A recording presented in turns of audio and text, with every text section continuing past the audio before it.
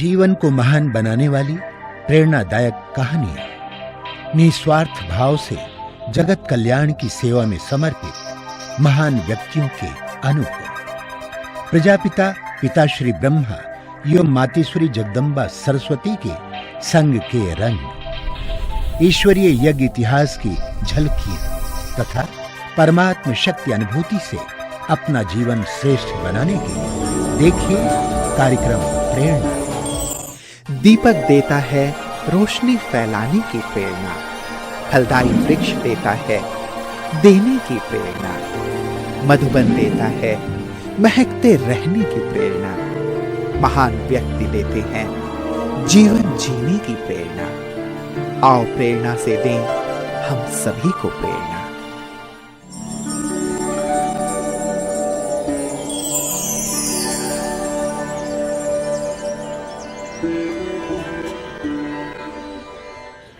नमस्कार, आइए प्रेरणा कार्यक्रम में आपका हार्दिक स्वागत है। साथियों, इस कार्यक्रम में हम आपकी मुलाकात कराते हैं ऐसी प्रेरणादायी हस्तियों से जिनका संपूर्ण व्यक्तित्व निस्वार्थ सेवा करने और जीवन को दिव्य बनाने की प्रेरणा देता है। ये वो महान आत्माएं हैं जो अध्यात्म के पथ को अपनाकर ईश्वरीय प्रेम का रसपान करते हुए जन जन को ईश्वर के सानिध्य का अनुभव करा रही हैं। हमें आशा ही नहीं, पूर्ण विश्वास है कि आप भी इन दिव्य विभूतियों के अनुभवों से प्रेरणा प्राप्त कर अपना जीवन श्रेष्ठ और सफल बनाएंगे।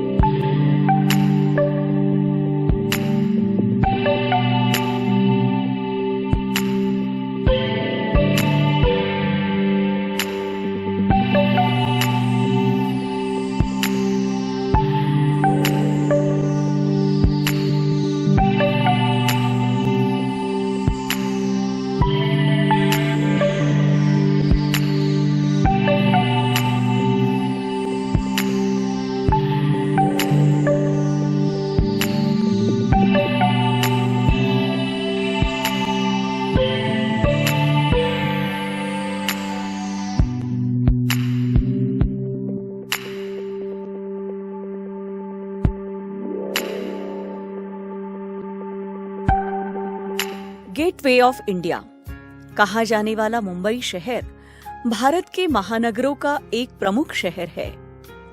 भारत की प्रसिद्ध बॉलीवुड फिल्म सिटी मुंबई के गोरेगांव में ही स्थित है। मुंबई में गोरेगांव वेस्ट ब्रह्मा कुमारीज ईश्वरीय विश्वविद्यालय की मुख्य संचालिका के रूप में आदरणीय राजयोगिनी राधा दीदी जी निमित्त है। आपका जन्म 1960 में भारत की राजधानी दिल्ली के एक संपन्न परिवार में हुआ। बचपन से ही आप कला प्रेमी होने के कारण गीत संगीत में विशेष रुचि रखती थी। पूर्व जन्म की भक्ति के फलस्वरूप केवल 8 साल की उम्र में ही आपको ईश्वरीय ज्ञान की प्राप्ति हुई। ब्रह्मा कुमारी बहनों के निस्वार्थ स्नेह ने आपको ज्ञान मार्ग में आकर्षित किया। पहली बार अप्रैल 1969 में आपको अव्यक्त बाप दादा से प्रभु मिलन मनाने का सौभाग्य प्राप्त हुआ। आप MA MPhil इन मैथ्स तक की पढ़ाई पूरी करने के बाद 1984 से ईश्वरीय सेवाओं में संलग्न हुई। 1989 से गोरेगांव में ही रहकर स्थायी रूप से आप ईश्वरीय सेवाएं प्रदान कर रही है। वर्तमान समय ब्रह्मा कुमारीज के राजयोग एजुकेशन एंड रिसर्च फाउंडेशन के सोशल विंग की आप एग्जीक्यूटिव मेंबर है। इसके अलावा यूथ विंग एवं एडमिनिस्ट्रेटिव विंग में भी आप अपनी विशेष सेवाएं दे रही है। भारत में ही नहीं अपितु Nepal, Dubai, middle east, Russia आदि देशों में भी आपने परमात्मा संदेश देने का कार्य किया है। दीदी जी की अलौकिक पालना में हजारों विद्यार्थी अपना जीवन परमात्मा प्यार से भरपूर कर रहे हैं।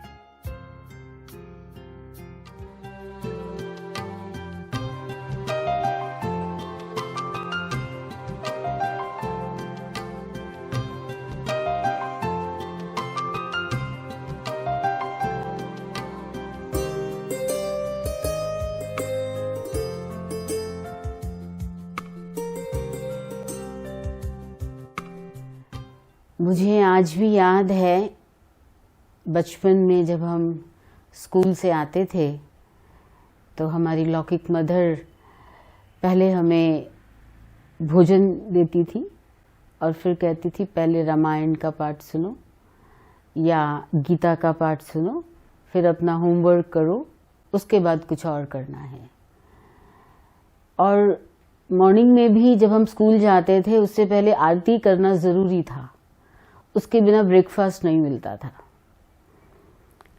और बस कुछ ही समय में मैं जस्ट 7.5 years की थी जिस समय हमारी मम्मी को ज्ञान मिला। हालांकि हमारे मम्मी बाबूजी ने पहले से ही मम्मा बाबा को देखा हुआ था, दिल्ली में मम्मा बाबा आए हुए थे और मम्मी और बाबूजी मिले थे उनसे। लेकिन हमारे ही नेबर्स ने जब मम्मी को ज्ञान में ले गई वो सेंटर पर, तो मम्मी के साथ छोटे होने के नाते मंडे की धारणा की क्लास होती थी तो मैं भी मम्मी के साथ गई। और जब मैं उनके साथ गई तो जैसे नॉर्मली प्रवचन होता है, क्लास होता है, सुना, छोटी बुद्धि थी, छोटा मन था, जो बातें सुनी, बैठना अच्छा लगा, वातावरण अच्छा लगा। एक रेगुलर रूटीन था सभी का उन दिनों में कि सभी दादी गुलजार के पास उनके कमरे में मिलने ज़रूर जाया करते थे। तो मैं भी अपनी लौकिक मदर के साथ कमरे में गई दादी के पास और हम सब बैठे हुए थे, कई कुमारियाँ भी थी। तो दादी ने सभी से पूछा कि आपका नाम क्या है, और ये पूछा आपको मीठी टोली पसंद है या नमकीन। जब मेरा टर्न आया तो मैंने कहा मुझे मीठा पसंद है। फिर उन्होंने मुझे कहा राधा आप कल कृष्ण बनोगी। तो मैंने कहा ठीक है बनूंगी दादी, ज़रूर बनूंगी। तो अगले दिन जन्माष्टमी थी और मुझे अगले दिन ब्राह्मणों की क्लास में कृष्ण बनाया गया और गोपिका हमारी एक माता के तन में आई और खूब रास हुआ, खूब एंजॉय किया। तब से लेकर के मेरा अलौकिक नाम राधा पड़ गया। और थी तो मैं छोटी, 7-8 साल की थी। तो जगदीश भाई अपने कमरे से आते थे और वो देखते थे एक छोटी सी कुमारी ऐसे सब्जी काट रही है और अच्छी अच्छी सब्जी काट रही है, तो वो मेरे लिए पापड़ ले आते थे, पानी ले आते थे और कहा करते थे कि बाबा ऐसा खिलाते थे, आप समझो बाबा खिला रहे हैं। एक बार उन्होंने मुझे कहा आपको पता है अणु क्या होता है। तो मैंने कहा नहीं। तो कहा अणु एनर्जी का सबसे छोटा पार्टिकल होता है। तो हमारी ग्रुप में, कुमारियों के ग्रुप में हम 42 कुमारियां थी सेंटर पर। मैं लास्ट बट वन थी और मेरे साथ मुझसे भी छोटी एक कुमारी जिसका नाम अन्नू था। तो भाई साहब ने कहा कि वो अणु है और आप परमाणु हो। तो हमारे अंदर भी इतनी ताकत है जितनी अणु और परमाणु में ताकत होती है। उस समय तो भाई साहब की ये बातें समझ में नहीं आती थी, लेकिन आज जब सोचती हूँ कि भाई साहब ने कितनी बड़ी बात कितनी छोटी उम्र में और कितने थोड़े शब्दों में मुझे सिखा दी और कैसे उन्होंने हमें बना दिया, तो मुझे ध्यान में आती है ये बात, जैसे कहते हैं ना, जैसे केले के पात पात में बात, पात पात में पात, ऐसे ज्ञानी की बात बात में बात। तो इतने ज्ञानी थे भाई साहब, जिनसे हमने सारी उम्र सीखा। आज भी मैं उन्हें पल पल याद करती हूँ। एक बार हम कुमारियों की भट्टी थी और भट्टी में हम सभी योग में बैठे थे। दादी गुलजार भाई साहब, चक्रधारी दीदी हमारी भट्टी कराया करते थे। समर वेकेशंस थी और हम सब बैठे थे, हाफ सी बनाया हुआ था और इतने में दादी जी आए और आकर के हम सबके बीच में बैठे और दादी सबको दृष्टि दे रहे थे। दृष्टि देते देते, क्योंकि मैं सबसे छोटी थी लगभग, तो जैसे ही दृष्टि मेरी तरफ आई साइड में, तो दादी ने जब दृष्टि दी तो दादी को देखने की बजाय मुझे कृष्ण दिखाई दिया, एक छोटा कृष्ण, और वो कृष्ण मेरी तरफ बॉल डालता है और मैं उसको रिटर्न करती हूँ, as if I played with him. और विद इन फ्यू सेकेंड्स फिर से दादी बैठी हैं। वो भी सीन मुझे आज तक अच्छी तरह से याद है। दादी हमेशा मुझे कहा करती थी, आप तो श्री कृष्ण की राधा हो। जब भी मैं इस तरह सेवा करने के लिए सेंटर पर जाती थी तो भाई साहब मुझसे पूछा करते थे, आपने अपना गाना सुना? उन दिनों में एक गीत आया था फिल्म का, यशोमती मैया से बोले नंद लाला, राधा क्यों गोरी मैं क्यों काला। तो मैंने तो सुना नहीं था, तो कहा, वहाँ जो रानी बहन थी उनको कहा कि आप इनको गीत सुनाओ। तो मुझे क्लासरूम में ले गई और ग्रामोफोन पर मुझे वो गीत सुनाया। मेरा कहने का भाव है कि हमारे जो बड़े हैं, हमारी दादियाँ, चाहे जगदीश भाई साहब, जिन्होंने बाबा मम्मा से डायरेक्ट पालना ली, तो उनमें वो बाबा मम्मा हमें दिखाई देते थे। उन्होंने हमें वैसे ही सस्टेन किया। छोटी छोटी बातें होती थी। और दूसरी मुझे ये बात खास ख्याल में आती है कि मैं तो बहुत छोटी थी उस समय, इतने छोटे बच्चे के प्रति ऐसा ध्यान उनका, तो शायद इसी ईश्वरीय सस्टेनेंस जो हमें उनके द्वारा मिली, उसमें पलते पलते हम कब इतने बड़े हो गए हमें पता ही नहीं चला।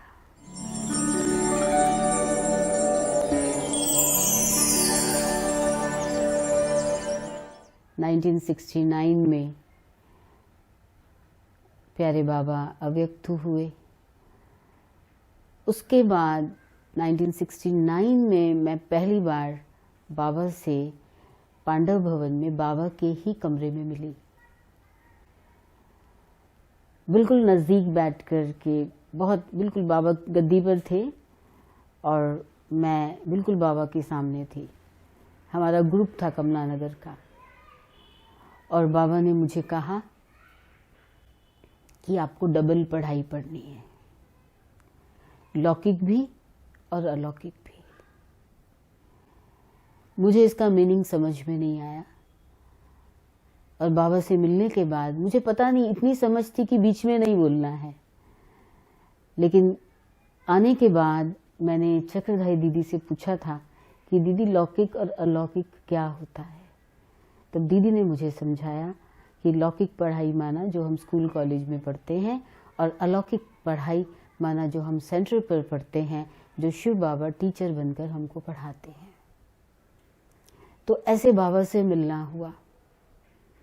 साल गुजरते गए, मैंने अपनी स्टडीज़ कंप्लीट की। मैथमेटिकल स्टैटिस्टिक्स में मैंने पोस्ट ग्रेजुएशन के बाद प्री रिसर्च कोर्स एमफिल मैंने दिल्ली यूनिवर्सिटी से कंप्लीट किया। जैसे ही मेरा ये कोर्स पूरा हुआ, मुझे मेरी फैकल्टी से ही, फैकल्टी ऑफ मैथमेटिकल स्टैटिस्टिक्स से लेक्चरशिप की ऑफर आई, विच आई रिफ्यूज्ड, क्योंकि मुझे पढ़ाने का शौक नहीं था, मुझे बोर फील होता था उसमें। और मैंने मना कर दिया अपने जो हेड ऑफ द डिपार्टमेंट थे उनको। मुझे था कि मैं एक ऐसी जॉब करूं बस जिसमें सिग्नेचर करनी पड़े, कुर्सी पर बैठो और साइन करो और पास करो कुछ चीज़ें। तो इसलिए मैंने इंडियन स्टैटिस्टिकल सर्विसेज, जो इंडियन सिविल सर्विसेज की एक ब्रांच है, मैंने वो जॉब के लिए, उस एग्ज़ाम के लिए मैंने प्रिपरेशन किया। इधर मेरा एमफिल भी चल रहा था और इधर मेरी वो प्रिपरेशन भी चल रही थी। And I appeared for ISS in 1983 and I was selected। अब मुझे वो जॉब ज्वाइन करनी थी। दूसरी तरफ सुधा बहन ऑलरेडी सेंटर पर समर्पित हो चुकी थी और कमलेश बहन भी तब सेंटर पर गई थी। जस्ट अभी 1983 में जुलाई में शायद वो गई थी। और मैं और मेरी मदर ज्ञान में चलने वाले, बाकी तो कोई ज्ञान में चलता नहीं था। तो मतलब it was a question for me कि अब क्या करना है।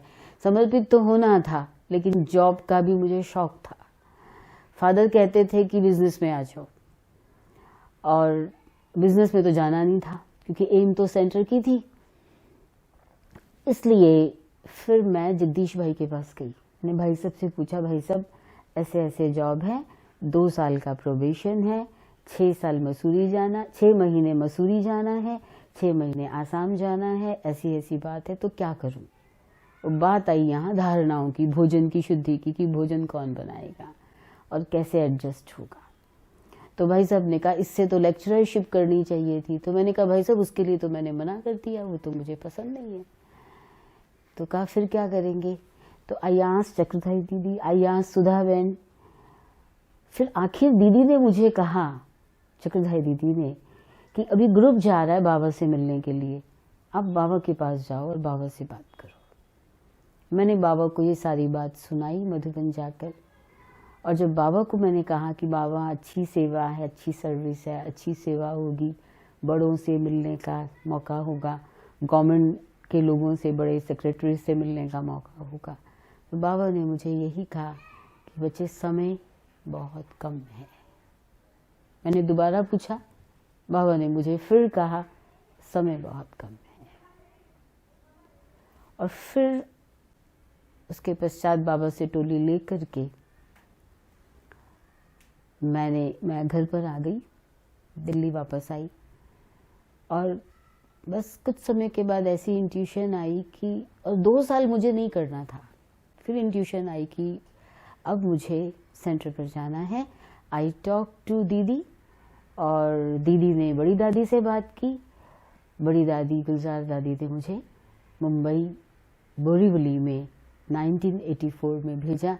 और 1984 अगस्त 28 बड़ी दीदी और जगदीश भाई के साथ मैं मुंबई आई, और उन्होंने मेरा परिचय दिव्या दीदी से करवाया। और मैं तब से लेकर के 89 तक, 84 से 89 एंड तक, दिसंबर 89 तक मैं बोरीवली में रही। And from then I am in Goregaon.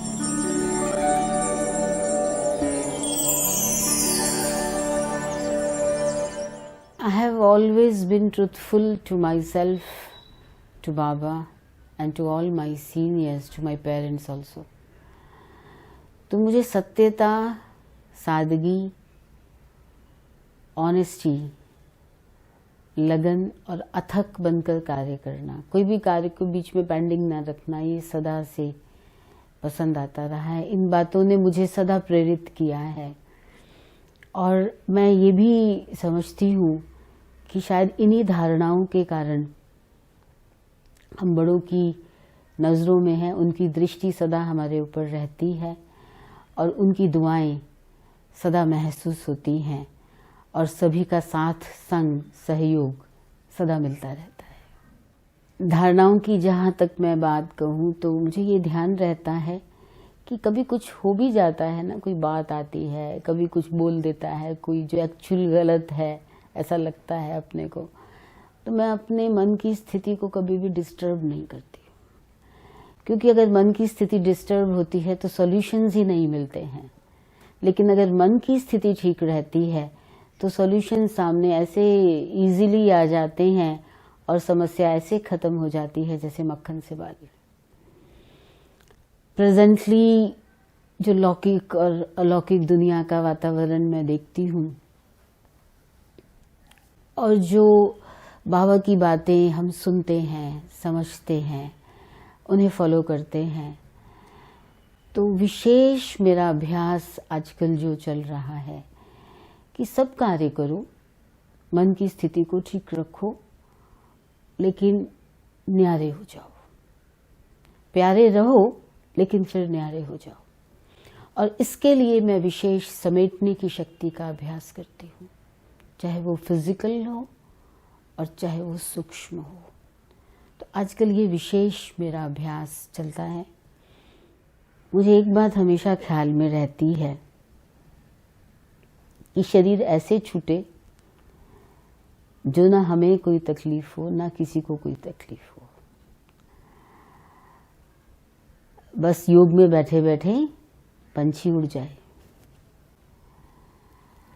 तो मैं हमेशा इस बात को ध्यान रखती हूँ कि डिटैचमेंट का अभ्यास हो, क्योंकि अगर कहीं भी किसी भी चीज़ में, किसी व्यक्ति में, अपने में, देह में कहीं भी अगर थोड़ा सा भी अटैच होंगे ना, तो वो हमको खींच लेगा नीचे। इसलिए मैं इस चीज़ का स्वयं भी अभ्यास करती हूँ और सभी को ज़रूर इस बात को याद दिलाती हूँ कि जैसे दीदी कहा करती थी ना, अब घर जाना है, तो बस वो स्मृति सदा बनी रहती है।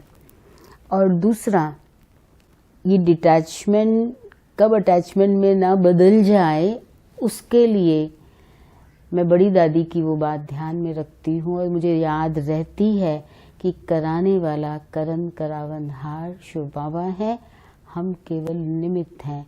इसलिए निमित्त बनकर निर्माण होकर के कार्य चलते रहो, करते रहो।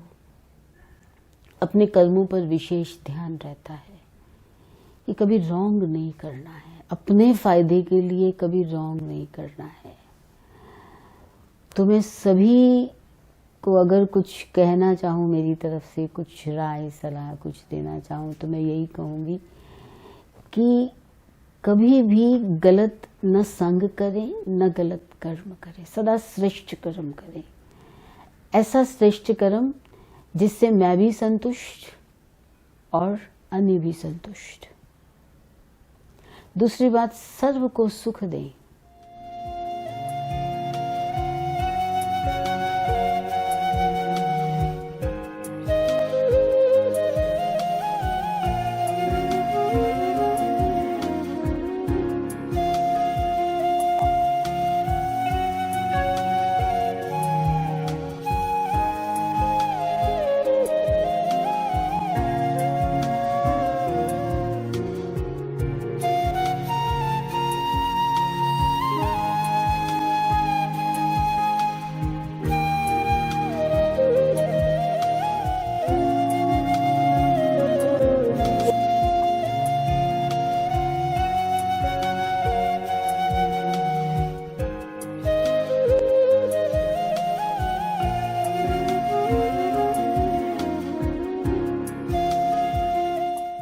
कुछ कलाएं वो ऐसे ढूंढ निकालते हैं अंदर से, जिसके कारण वो जो आने वाला व्यक्ति है वो अपने आप में वो यूनिक हो जाता है और उसकी यूनिकनेस विद्यालय की सेवा में वो लगाने का बहुत सुंदर कार्य करती है।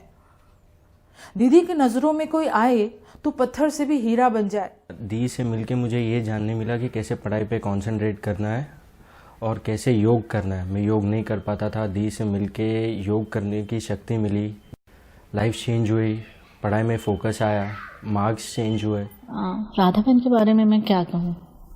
I met her about 20 years back in Mumbai. If I close my eyes anytime, even today, her smiling face, an epitome of happiness, spirituality, love and positiveness comes in front of me. I had gone to her not with the intent of gaining any ज्ञान or knowledge. But in this process, कब उन्होंने मुझे इतनी सारी बातें ज्ञान की समझा दी, मुझे खुद को ही पता नहीं चला। ये तो उनकी खासियत है कि you go to her with personal issues, problems, पर बातों बातों में वो आपको वो प्रॉब्लम का सोल्यूशन ज्ञान के थ्रू दे देती हैं और आपको उस रास्ते का पता भी बता देती हैं, which takes you to God, to spirituality, meditation. दीदी बहुत शांत स्वरूप है, एकदम मुस्कुराती रहती है, बहुत प्यार से, बहुत प्रसन्न से बात करती हैं। तो उनको देख के हमें लगता है कि हमें भी ऐसा होना चाहिए।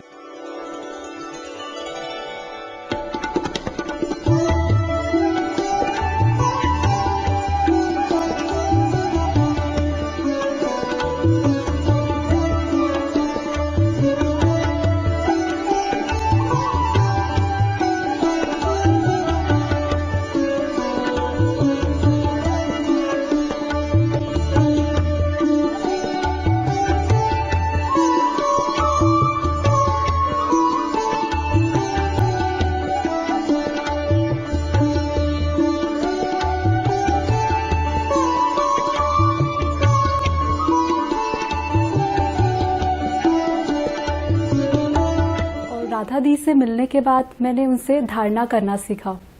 आई have observe that divine and positive vibes are contagious and I am started following sattvic food. And she could guide us all the way in our difficult problems. She has a very stable and cool mind, and very stable and cool mind, and she can guide us in under any circumstances. Even if we have a smallest of problem, we go to Didi, and Didi guides us in the right path. और बाप दादा जो अपने बच्चों में गुण देखना चाहते हैं वो हमने दीदी में अनुभव भी किए हैं और खुद उसको जीवन में उतार भी रहे, जैसे सिंप्लिसिटी, रॉयल्टी, इकोनॉमी, अपनी स्वमान की स्थिति में स्थित रहकर अपने काम को एक्यूरेटली करना।